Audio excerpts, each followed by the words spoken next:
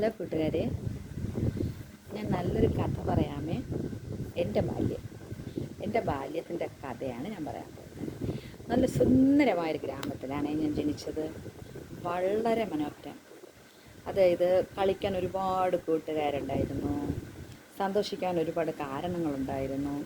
വളരെ പാവപ്പെട്ട ഒരുപാട് ആൾക്കാർ ജീവിച്ചിരുന്ന കാലം, പക്ഷേ സന്തോഷത്തിന് ഒരു കുറവുമില്ലാത്ത കാലം.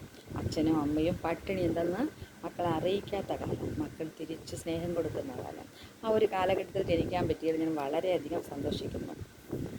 അങ്ങനത്തെ ഒരു ബാല്യകാലത്ത് ജനിച്ച എൻ്റെ കഥ.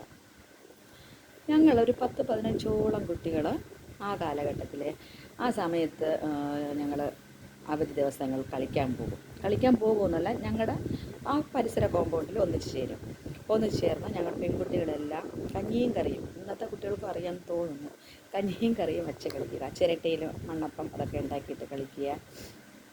പിന്നെന്താ, പച്ചില പറിച്ച് അരിഞ്ഞ് തോരൻ വയ്ക്കുക. മരിച്ചിനി കപ്പ, അതിൻ്റെ തണ്ട് പറിച്ചിട്ട് തോരൻ, മാലയും കമ്മലൊക്കെ ഉണ്ടാക്കിയിടുക. അതൊക്കെ ഞങ്ങളുടെ വിനോദമായിരുന്നു. പച്ചക്കറി വിൽക്കാൻ കുറേ പേര്, പലവഞ്ഞന ഇടുന്നവർ, അത്രയ്ക്കും കുട്ടികളുണ്ടായിരുന്നു അവിടെ. അതുകൊണ്ട് ഞങ്ങൾ അത്തരം കളികളിൽ ഏർപ്പെട്ടിരുന്നു. ഇന്നെൻ്റെ ആ കൂട്ടുകാരികളൊക്കെ വിവാഹിതരായി പല സ്ഥലങ്ങളിൽ പോയി. പക്ഷേ അവരും ഇതിൻ്റെ പോലെ ഓർക്കുന്നുണ്ടാകും.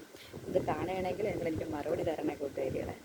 പിന്നെ ഞാനും ചേച്ചിയും ചേട്ടനും, ഞങ്ങൾ 3 പേരും ഇതിലെ മെയിൻ താരങ്ങൾ തന്നെയായിരുന്നു കളിക്കാൻ.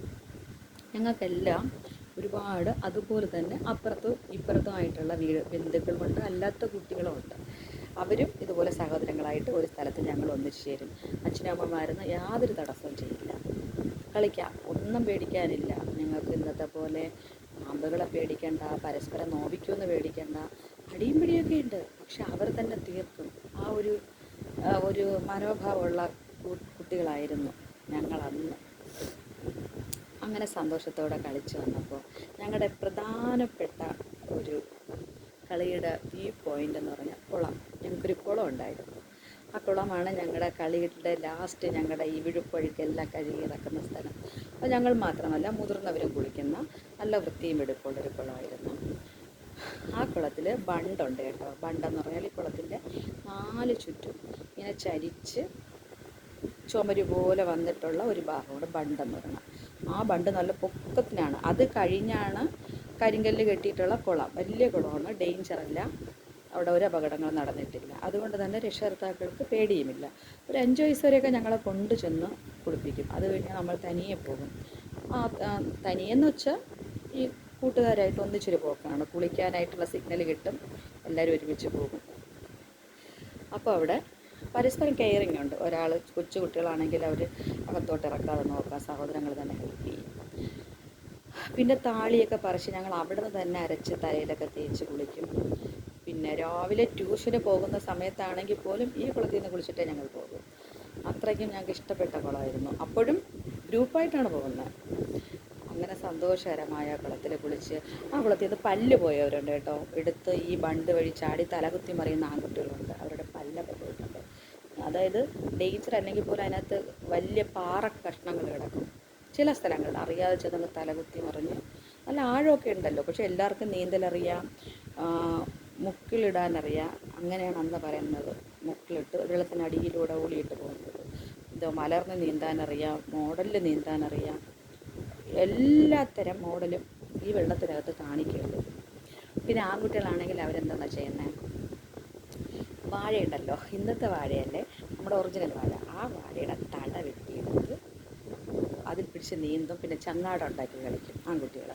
പെൺകുട്ടികൾക്ക് ഈ നമ്മുടെ തെങ്ങിൻ്റെ കൊച്ചങ്ങ എന്ന് പറഞ്ഞാൽ തേങ്ങയുടെ ആദ്യഘട്ടം, അത് ഉണങ്ങി ഇങ്ങനെ വീഴുമ്പോൾ ആ കൊച്ചങ്ങ പറക്കിയിട്ട് വട്ടം കൂടി നിന്ന് നടുക്കിട്ടിട്ട് കൈയിട്ടടിക്കും. അപ്പോൾ ഈ കൊച്ചങ്ങ എങ്ങോട്ടെങ്കിലും പോകും. അതിനെ നീന്തി ചെന്ന് ആദ്യം എടുക്കുന്നവർ ജയിച്ചു. അങ്ങനെ ഒരു കളി. പെൺകുട്ടികൾക്ക് മിക്കവാറും ഈ കളി തന്നെ. കാരണം അവർക്ക് വെള്ളത്തിനകത്ത് വലിയ ഗുസ്തി പിടിക്കാനൊന്നും അറിയില്ലല്ലോ. ആൺകുട്ടികളെ പോലെയല്ല, അന്നും പെൺകുട്ടികൾ കുറച്ച് അടക്കമൊതുക്കൊക്കെ ഉള്ളവരാണ്. അടക്കമൊതുക്കമെന്ന് പറഞ്ഞാൽ അവർക്ക് പേടിയും കൂടെ ഉണ്ട്, ലാഭത്തിൽ വീഴാതിരിക്കാനുള്ള. അങ്ങനെയൊക്കെ സന്തോഷത്തോടെ ഇരുന്ന സമയത്ത് ഒരു ചെറുപ്രായമാണല്ലോ. എൻ്റെ മനസ്സിൽ തോന്നിയിട്ടുള്ളത്, ലോകത്ത് ദുഃഖങ്ങളൊന്നുമില്ല, ഈ ലോകത്ത് ദുഃഖമേ ഇല്ല. എന്ന് തന്നെയാണ്. ഈ ദുഃഖം എന്നൊക്കെ പറയുമ്പോൾ എനിക്ക് അത്ഭുതമായിരുന്നു. എന്താ ദുഃഖം എന്നൊക്കെ ഞാൻ ചിന്തിച്ചിട്ടുണ്ട്. ഈ ആൾക്കാർ എപ്പോഴും ദുഃഖത്തെക്കുറിച്ച് പറയുന്നല്ല, അതൊന്നും അറിയില്ലായിരുന്നു. എനിക്ക് തോന്നുന്നു അപ്പോഴുള്ള എല്ലാവരും അങ്ങനെ ആയിരിക്കണം. വീട്ടിലുള്ള അച്ഛനമ്മമാർക്ക് കാണും വിഷമം, നമുക്കറിയാൻ വയ്യല്ലോ, ചെറുതല്ലേ. അങ്ങനെയുള്ള സമയം സന്തോഷത്തോടെ ജീവിച്ച് വന്ന ഒരു കാലഘട്ടത്തിൻ്റെ കുറേ സംഭവങ്ങളുണ്ട്. നല്ല നല്ല കഥകളാണ്. കേൾക്കാൻ താല്പര്യമുണ്ടെങ്കിൽ എനിക്ക് എൻ്റെ കമൻറ്റിലൂടെ അറിയിക്കണേ. ഞാൻ നിങ്ങൾക്ക് ബാക്കി ഭാഗവുമായി വരും.